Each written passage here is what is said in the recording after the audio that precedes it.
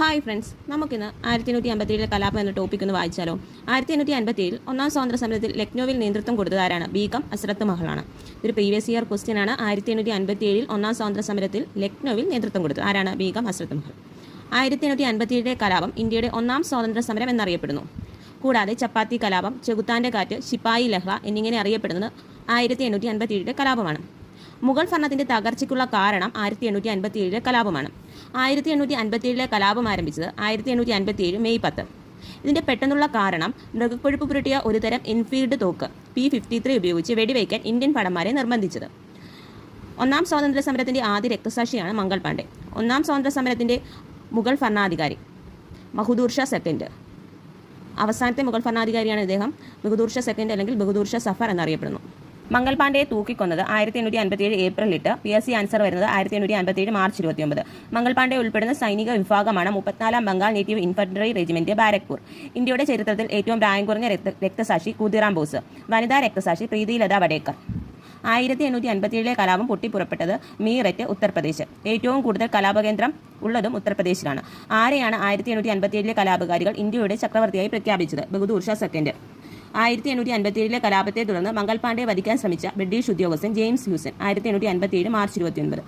James ഹ്യൂസനെ വധിക്കാൻ ശ്രമിച്ചതിനെ തുടർന്ന് Mangal Pandey arrest ചെയ്യാൻ ഉത്തരവിറക്കിയത് ജോൺ ഹേസി. ജോൺ ഹേസിയുടെ ഉത്തരവ് ലംഘിച്ചതിനെ തുടർന്ന് ബ്രിട്ടീഷുകാർ തൂക്കിലേറ്റിയ വ്യക്തിയാണ് ജമാന്ദർ ഈശ്വരി പ്രസാദ്. മംഗൾ പാണ്ഡെയെ കൊല്ലാൻ വിസമ്മതിച്ചതിനെ തുടർന്ന് 1857 ഏപ്രിൽ 21. 1857 വിപ്ലവത്തിൽ കൊല്ലപ്പെട്ട ആദ്യ ബ്രിട്ടീഷ് ഉദ്യോഗസ്ഥൻ കേണൽ ജോൺ ഫിനസ്. 1857 വിപ്ലവവുമായി ബന്ധപ്പെട്ട് റിലീഫ് ഓഫ് ലക്നൌ എന്ന പ്രശസ്ത ചിത്രം വരച്ചത് തോമസ് ജോൺസ് പാർക്കർ. 1857 വിപ്ലവത്തിന്റെ പ്രധാന കാരണങ്ങൾ: 1848 ദത്തവകാശ നിരോധന നിയമം, 1854 പോസ്റ്റ് ഓഫീസ് നിയമം, 1856 ഹിന്ദു വിധവ പുനർവിവാഹ നിയമം, 1856 ജനറൽ സർവീസ് എൻലിസ്റ്റ്മെന്റ് നിയമപ്രകാരം ഇന്ത്യൻ സൈനികർക്ക് കടൽ കടന്നു പോകേണ്ടി വന്നത്, മംഗൾ പാണ്ഡെ അഡ്ജുറ്റന്റ് ബോഗിനെ കൊലപ്പെടുത്തിയത്, 1857 മാർച്ച് 29.